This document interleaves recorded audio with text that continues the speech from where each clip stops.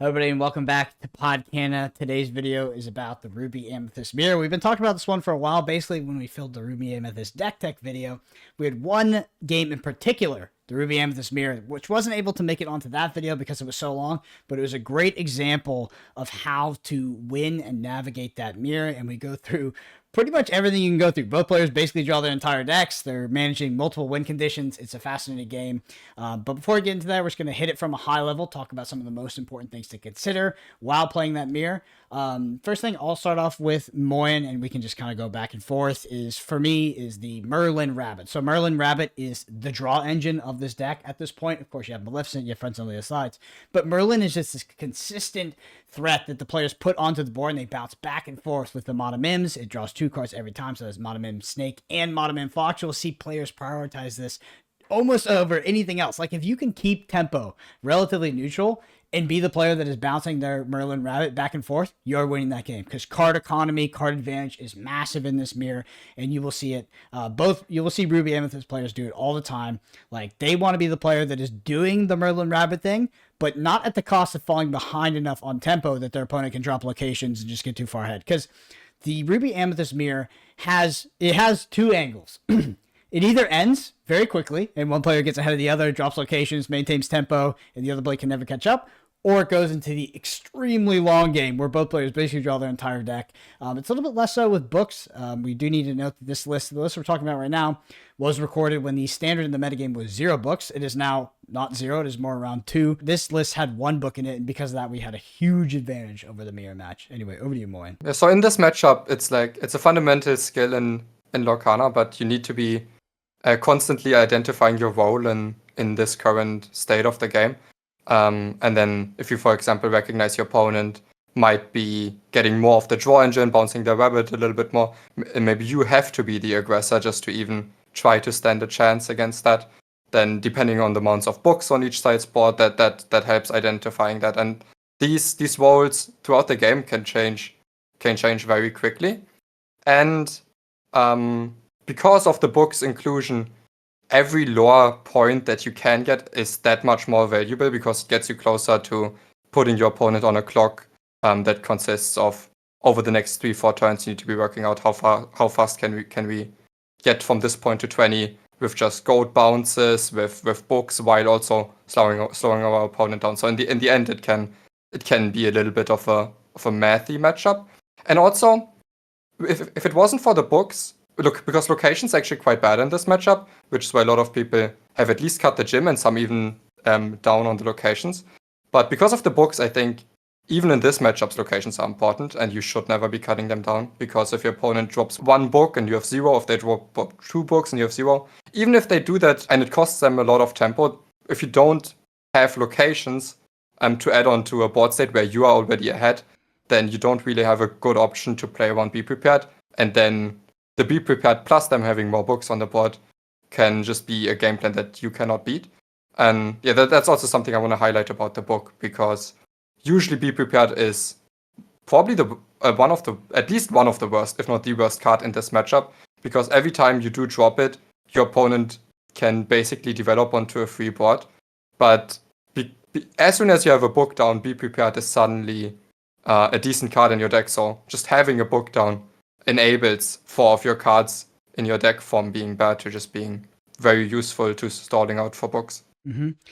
If there's one, I want you to pay attention to one thing in this match in particular, and there's going to be a few situations where Moyen and I disagree, and most of these disagreements come in situations where we could either play for advantage in the form of a 2-for-1 or some sort of card advantage, or we could choose to quest a character. Our key difference is Moyen understands the value of the quest point a lot better than I do, because this match is very, very, the margins are tiny, right? And it's very important. Every single amount of lore you get at any point in the game is incredibly important to actually win the game. And you'll see Moyen and I disagree, and we end up taking the role taking the decision of questing with the character, and ends up winning us the game. Like, it is super important. You need to keep it in mind. Like, the quest value matters so much in this mirror, but it seems to be overshadowed sometimes by the card advantage aspects, the tempo aspects, but you need to be keeping that quest number in mind. Last thing I want to mention for me is just Maui. Like, I think Maui is super important not in the sense that it's like this crazy powerful card. You just need to know how to utilize it. Like Maui is is the best insurance you can have against locations, because locations, like Moyen said, they're bad, they're not that impactful, but then if they come down at the wrong time, you just like instantly lose the game. Like you need to be insulated against those locations and make sure your opponent can't do something like double location when you've inked all your Mauis and stuff like that. Once you get the Fish Hook out, Maui also presents a lot of value. You can protect characters with evasive. It also just gives you equity to play Maui from hand and kill a location at any time, so you don't have to have it on the board and sort of open to removal. I find that in the Ruby Amethyst Mirror, both players tend to keep that Maui back in their hand for a long time, depending on how much card advantage they're able to accrue. Like if you're drawing a lot of cards with Merlin Rabbit and you have a lot of choice on what you want to ink, I find both players will actually keep that Maui back, just waiting for that location. Because honestly, all they really need is insurance against it. Because the last thing you want is your opponent to be doing some nasty things to you, like be prepared into location, or something like 12 ink, right? They go, play Maleficent on the previous turn, Maleficent, sing Be Prepared, triple location. It's like, even if you have 2 Mauis and a Fish Hook, you're only clearing 1. I'm gaining 4 lore. Like, it's just a rough spot to be in. Yeah, so I guess last things for me is also don't overbounce your rabbit if you have enough resources. Do you need to win this game, then you need to be bouncing, either not bouncing, playing for tempo, or just use those bounces on the goat instead.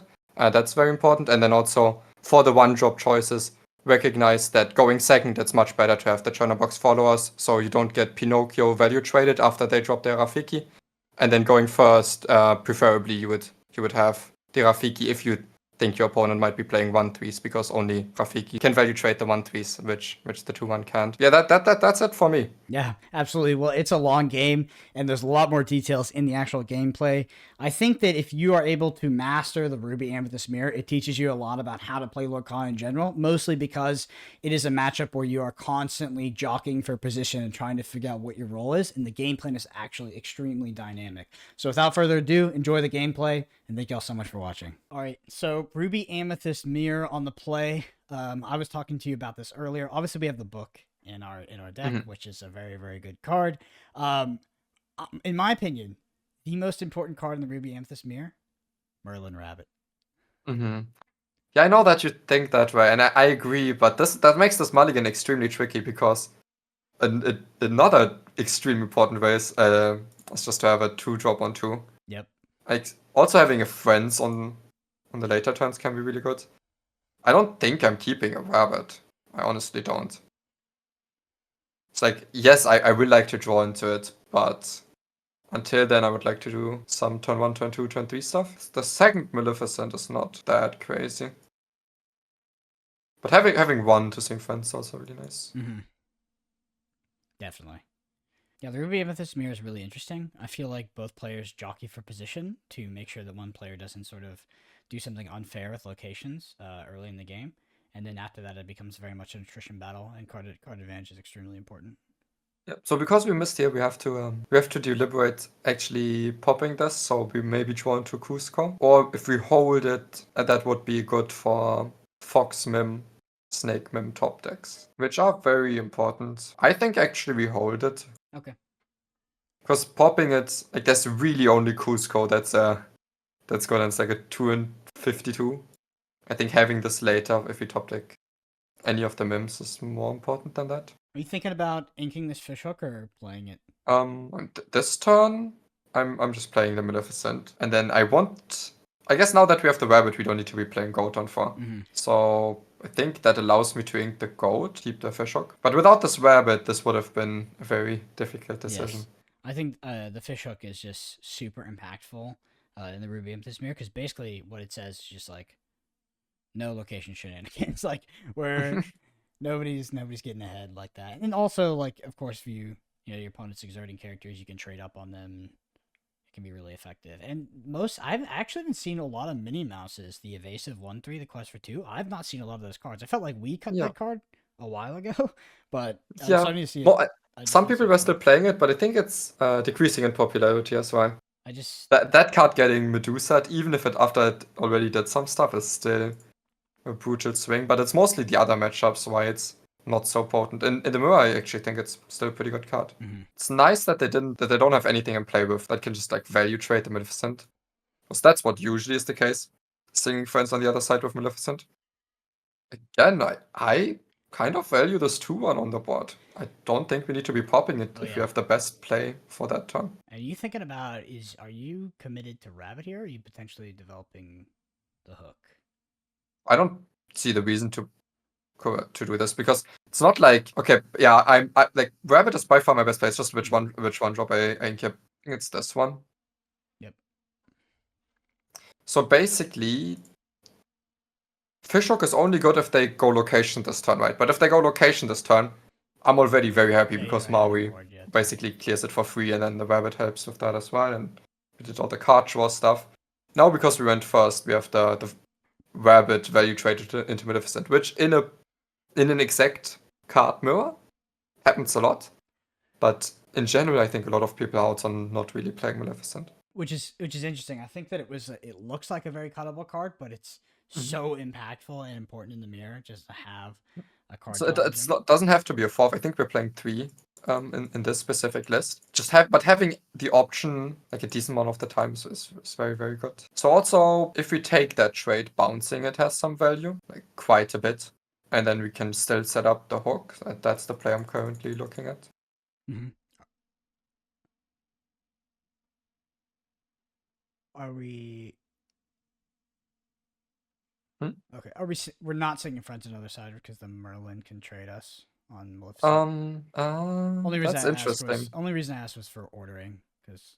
Yeah, I mean, I honestly, I think that's my best play no matter what I draw, so it doesn't really matter, but there's an argument to sing it and there's an argument not to sing it. I think I would actually maybe not sing it. I really don't like getting value traded, but we're drawing 2 cards. Does it really matter? It doesn't... I think we just sing it. Interesting. Okay, I was figuring because we were at parity that it was like us drawing it now or next turn, the turn after was like pretty similar. Yeah, but like next turn, or we don't really have the option to sing it in the next turns, do we? Like still on the Maleficent potentially, but yeah, it would be like a 2-turn. And it's like if we sing it in the future, if I feel like they will still have something new on the board that will also be able to value trade it, even if they do bounce. I think something that's relevant to think about is because of their board state that if we do Quest of the Maleficent and they do go for the value trade, they specifically can't do what they did, which was sing. And because they're going into 5 ink, the play of bouncing the Rabbit is actually, it's not nearly as vicious as it will be on something like turn 6 where you can Quest with the bounce and play it again. So I think that it was reasonable in the context of them singing Friends of the other side. So they got a lot of value trades off here, but we get at least one of these value trades back. And probably just looking at setting up another Rabbit. We could Maui, but I don't see anything that deserves Maui as an answer because Maui is still a very good card even in this matchup. And I think we could totally play this out. It dies to Medusa. But honestly, that's probably the reason why we can't do it. Because losing that ink is like kind of crucial against Medusa. But other than that, often I just play this out quest, draw the card immediately, and just say, okay, I got +1 lore in comparison if I didn't do it. Also time to make this evasive. Which is actually quite relevant. Oh yeah. I find that second text to be frequently relevant. Yes. Makes the fishhook a lot more versatile. And I expect them to get rid of the Rabbit, to be honest. Just because of the bounce shenanigans. Yeah. Even if, but I guess Madam Mim can trade into... Oh, they both can. Yeah. Maybe Madam Mim has a little bit better stat line, but I think they get rid of Rabbit here always. Yeah, for me, I honestly prioritize hitting Rabbits as much as possible. Like if I would love to Rabbit here and do something else as well. It's just that's up to the luck of the draw. We could Maui take this value trade, but again, I really don't love that trade. So I think it's just another Rabbit. Jim is not great in this matchup. It's like occasionally still okay, but I think at this point I value my other cards more than Jim. I'm in line with that. And then you take as many value trades as you can in this matchup. There's no steal punishes, it's just taking them to value town. Interesting because This will be a very grindy game with both of us fighting for board this much. We both have access to 1,000,000 cards and rabbits. yeah. They Unfortunately, had we have the 1 lore. kryptonite for our We had opponent. 0 lore. Yeah, we have the book. Yeah, we have We the need to book. get there. We just have to draw it. But yeah, this is honestly a lot of Ruby Amethyst mirrors go this way, and that's what's crazy is that because it's such an attrition-based matchup, you dig through so much of your deck. It's kind of crazy that if you add one card, it can be so impactful, which is the book. Alright, so now is the turn where we could do rabbit and something else, but the something else is really bad with the board that we would be leaving up. So honestly, kind of a few awkward turns where there's a lot more stuff we could be doing with that amount of ink, but we can't. There's also the play where we just rabbit and fishhook the rabbit, trade into Medusa. In general, I don't mind fishhooking the rabbit, getting the draw first. Maybe playing Medusa if we draw it. My first inclination was to trade the Merlin, play a Maui, kill the Medusa, and then have a 3/3 on board with the Maui. But honestly, this should be the trade we take first every time, and then plan out the there. turn. That's not very good, is it? No. I honestly think the locations are the ones our ink at this point in time. Oh yeah.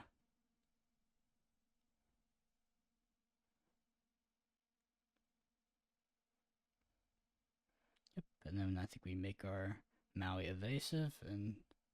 I think maybe it's this. It's this quest. Okay. And like 6 strength was nice, but I don't think we will need it next turn. And we have infinite Mauis and stuff, so I really like getting lore in this matchup because that's the only way to get out of this grind festival. And honestly, they don't even want to trade my Maui. They really want the 1 lore as well. Okay. So I could just drop the Maleficent, but I would much rather just play multiple cards this turn than Maleficent, something that quests for 1. So I think we rabbit. Okay. Yeah, I've been running into a lot of set 2 Tremaines as well. Yeah, that's nice. Okay. Deeper into the card battle attrition. Okay, that's very nice. Yeah. I think the castle goes as well. It can be good in this matchup also, but I think just the way this game is playing out, it will not be good. I think we play both of these. I think it's doesn't overextend into B prep. Even B prep doesn't need a lot of value because a lot of the time it just isn't a very good card in this matchup because your opponent just gets initiative from it. Yeah. Just by the way, I don't know if it's relevant, but you can give them their Madam Mim evasive and not trade it with your Maui if you wanted to. Oh, that's interesting. Yeah, it's just how reckless But works. yeah. I guess what do I care about if it gets Pinocchio the most from the followers? This game might not make it into the deck tech just because I know this will take ages. Hey, as soon as we draw a book, we're cooking. Yeah, we're just still starting at 1 lore. Okay, goodbye followers. But that's okay, now we start the first time actually starting to get some chip lore in.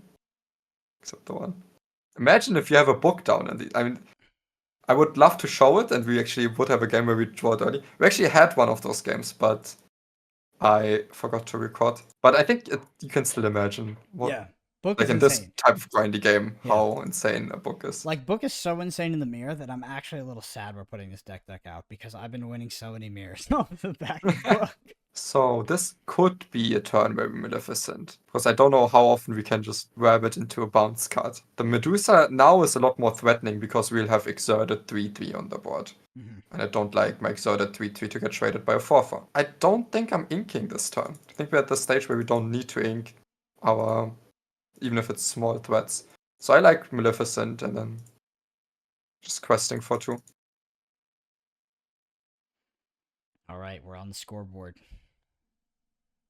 3 to 5. Comeback time. Yeah, it's so funny because our opponent's playing Teeth and Ambitions. But I've been queuing into a lot of Ruby Amethyst, and the deck list can be this. We're on a more standard deck list. Our opponent's on probably the most standard deck list, but it's super fun when you're playing a Ruby Amethyst mirror and your opponent plays something like a Ursula or Big Elsa, and you're just like, and then like they just play all these Yeah. hyper I've control played against some cards. Ursulas. Yeah. Actually, Ursula's popping up more and more again Yeah. recently in my games. I think it might not be good in this metagame because it gets Madam Medusa, and that's a rough trade even when it cantrips. I do think that some of the other hyper control cards, like we already seen Maleficent making it into the deck list. That's actually a newer addition. It's off the back of the tournament. That make it into all the Ruby Amethyst list. But these top end hyper control cards are really effective in the mirror sometimes if your opponent can't get out ahead of you.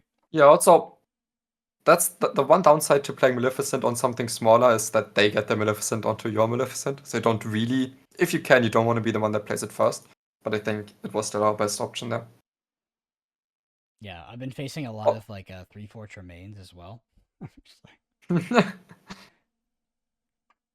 Okay, so as you see, we are both starting to value lore extremely heavily. Oh, yeah. I expected them to. I guess because it's Exotic, it just dies for free. Sure, it is better, but for some reason I was still expecting them to bounce around. Do you ever B prep something like this to stop the bounce with the two? Because he commits 2 Merlins to board, and that's like I faced a situation earlier where I was facing 2 Merlins on board, and I could have B prepped, or I could have like value traded some board, and I didn't B prep, and it ended up actually kind of biting me in the butt because my opponent basically used those 2 Merlins as their draw engine for the next 30 minutes of the game.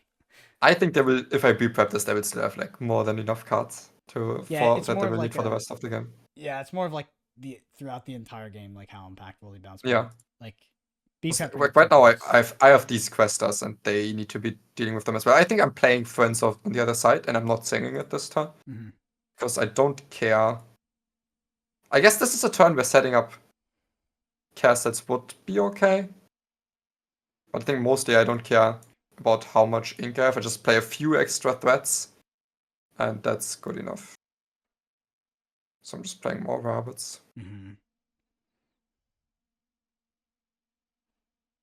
It's basically, you don't want to be the one that has to.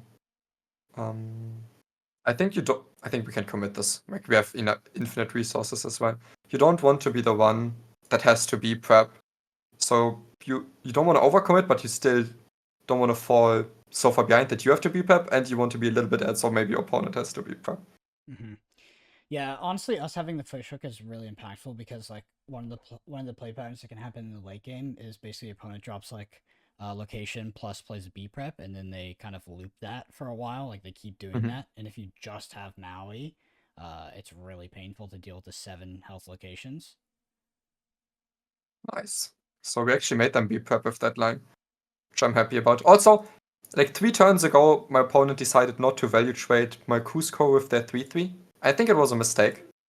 It's like they didn't want to give me the card draw, but I'm getting it at some point anyways. I think it was just a good trade they should have taken. Do you think you always have to value trade the Kuzco? Yeah. I think so too. Not always, but like basically like in this matchup, almost every value trade you can take, you do take. Yeah. Can I find the book, please? Okay. And also, this matchup's not about getting so ahead that you can do crazy things necessarily. It's mostly like just playing 1 lore characters, but a lot of them, and then that also do other stuff, and then your opponent still has to react to that. How many cards is our opponent on? 25. Okay. Yeah. So think about gold. Something to think about in case the book is the last card in our deck. Yeah. Like Medusa Kuzco is like the best play for this for tempo, but then the be prepared would be a little bit annoying. But the other options are really not great. They are like gold bounce, but we're not close enough. So that would be a line that I would really want to take. I think it is Medusa Kuzco, and now also a little bit because I think a lot of their good plays now also involves flooding the board, and the easiest way to flood the board is just to bounce, replay rabbit, and then play some shadows. Yeah. They that only you have one rabbit left go as like well. that. Yeah, it's like kill two off on their own, and now we banish the third. Honestly, if this deck, if Alright. this gameplay doesn't make it into the video because it's too long, I might upload it individually because I think it's a good showcase of like how to navigate the mirror. 'Cause Yeah, but then my win rate might my decrease. win rate will definitely decrease when we do that. Okay, double Oh, goat. 2 goats. They're pushing. So there's an so there's an interesting trade-off, kind of a trade-off that you make Hmm. when you are bouncing the rabbit in order to like turbo draw a card. And it's very important in the mirror. But you Hmm. do give up some reach that you might have by doing that with the goats later. Yeah. Just something to consider. If your opponent Also, basically, if they haven't done that, you should think about them yeah. doing that. Also, they didn't bounce a goat yet, which might mean they don't have bounce, but also that might just mean they wanted to present 3 threats. But at this point, they have too much lore that it could not be prepped this. Which is annoying, because I'm killing off 3 of my threats as well, but it's the reality we live in. That is the reality we live in. And it's also like, if they had a book in any of the last, like, few turns, Yeah. then I think they would also just get there at this point. Yeah. Which is why lore is still incredibly important, Yeah. even if you're playing for value this much. And I can't really play my goat because I need it. I might need multiple goats out of this with the bounce. The only way to present 2 threats is to play out the Pinocchio, which is also pretty bad. Huh. I like that we're somewhat insulated against like double location as well, or Mhm. even triple location. Triple location would be rough, but Yeah. like double location, we're kind of insulated against, which is nice. Um, but that is like, it's just something that can happen in the late game as you attrition your opponent out of Maui's, and you have something like a be prepared. Plus, you have like all these redundant resources left over where you can be prepared and drop multiple locations. Like, yeah, the Ruby Amethyst mirror is actually like super technical. Also, I do think we're at this point where actually we have to play 2 cards here because we're completely out of time to do stuff with the 2 goats that they dropped. Oof. So we have to be as fast as possible for sure. Okay. Honestly, because there's so much lore, we kind of have to pre-prep again. Yep. And that means we have to use the hook to kill off the castle first. Or actually, I think we probably just Maui it afterwards and quest twice. My inclination was double quest, play Madam Mim, Fox, bounce the Merlin. Merlin buffs the Fox clears, B prep. Right. So, but you want a double quest? Well, yeah, that was my plan. Was double quest, and we played Madam Mim Fox. Fox bounces Crab. Crab buffs Fox. Fox clears location. Yep, and then so that would mean we could play out this, I guess, but we don't have a Mario on board. Yeah. I think it's okay. We're losing a bounce for the goat, I think. I think it's okay. Yeah. It's Could also sing it, I guess, but then what are we doing with Last Wheeler? If it's not the goat, either the book. uh, yep.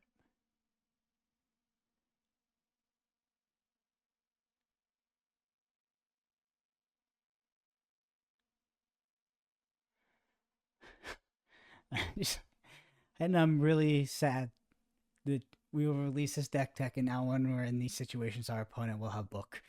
We just lose. Yeah, and honestly, we're probably losing from here, Yeah, yeah. even if they don't have a book, but. Our opponent played really well. That too.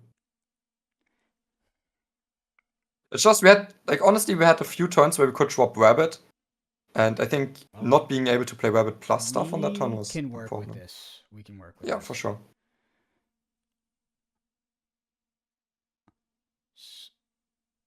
Okay, my initial thought was Maleficent into location. Yeah, that's like the baseline play, and Yeah, I'm trying to look for I others. don't think there's a reason to deviate. Like, you could leave this up and just do some stuff, but also leaving this up. It's not just the one lore, it's also How many like Mauis the do they fox have? play reader to kill a castle, for example. How many How many Mauis? Mauis they have left? Yeah. I So don't know. I think they're.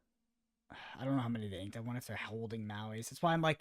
So there's a part of me, and this could be this could be the wacky play. It's not correct. Mhm. But part of me is just like, okay, Maleficent, bounce Maleficent back to hand, just so we can like. But we probably need our bounce package for Goat anyway. I just the scenario I Yeah, see is like, on theory, that the hand should be lots of Mauis and B preps, which is not easy to deal with.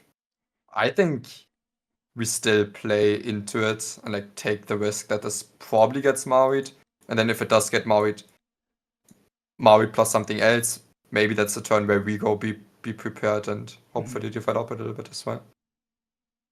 are we inking this one drop Rafiki to No. no.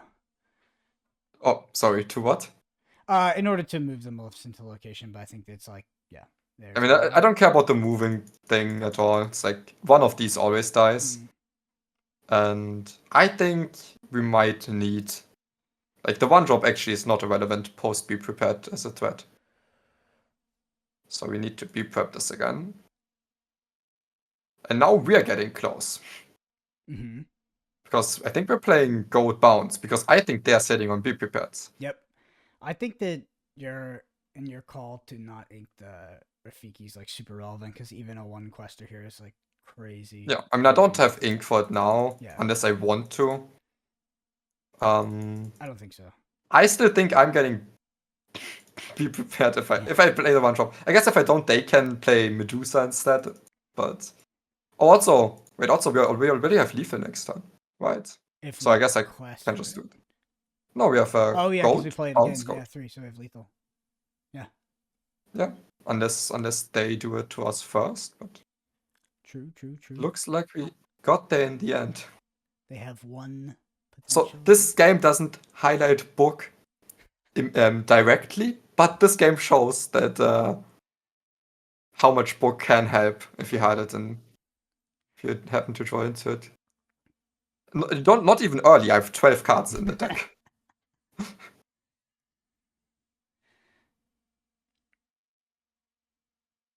Yeah, I feel like the mirror nowadays is like it reminds me of the old school Ruby Amethyst mirror before the evasives came in. Like almost Yeah, like, it's become very grindy and like chess-like again. which is good. Even if you hate that, the good part about that is that if you're usually you'll win if you're better than your opponent, which is good in those situations. But maybe you are not better than your opponent, and That's then the you lose, downside. and then you That's hate the it. downside. Maybe you're worse. But also, yeah, I'm assuming that if you're playing this in a tournament, especially a tournament dominated by RA, it's going to be going to time will be rough.